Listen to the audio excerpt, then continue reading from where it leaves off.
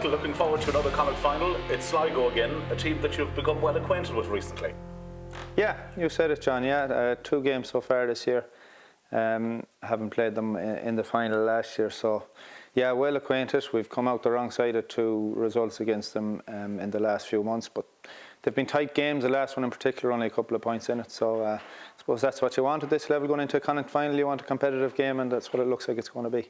Even a quick glance at the Division 3 table would suggest very little between the teams. Finished on the same amount of points, and really, as you mentioned there, relatively close game in the latter stages of the league as well. So you're going to be looking maybe for fine margins to try and swing this one in Roscommon's favour. Yeah, that's pretty much it now. Listen, you have to at this stage, you have to be focusing on yourself. Roscommon have to focus on getting the best performance out of ourselves, and Sligo are going to do the same thing.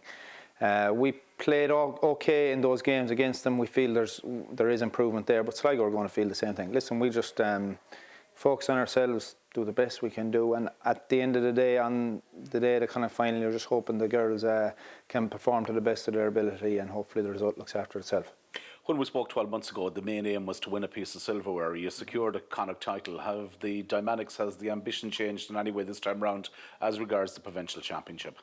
I wouldn't say it's changed. It's probably different. You know, there was the drive to win it for the first time in the history of the county to win that competition. So that was obviously a major drive going into that game last year. But this year, I suppose it's different. It's different from the point of view. There's that desire to defend it. You know, you can win something once is fine, but to really show how much you've earned it, to go and do it a second time and to begin to dominate the province would be huge for our girls. So that's another kind of incentive for them now. So it's a slightly different motivation, but a big part of it is the enjoyment they got out of it last year. They don't want that to be diminished. They want to go and show they're capable of doing it again and again. Finally, Michael, with every game that Roscommon and Sligo meet, let it be league or let it be championship, the teams become a little bit more familiar with each other. So bearing that in mind, how important are the matchups going to be for the Connacht final? Yeah, they're going to be. Listen, they will be important. They're going to be important in any game, whether teams know each other well or not. And the dynamic of any given game day can mean you've great plans for matchups before a game, and different positional changes can occur, and that can all go out the window. You just have to be able to read it on the game, and depending on who's playing well and who's not playing well, be able to make moves on the day. That's the way I would see it. I wouldn't get too bogged down pre-game in matchups. I think we have to see how the game is running on the day, and to be able to make changes if needed.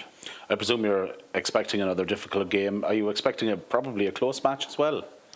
Yeah, listen, as you said, you've looked at the league table there and you've looked at the performances of the team so far.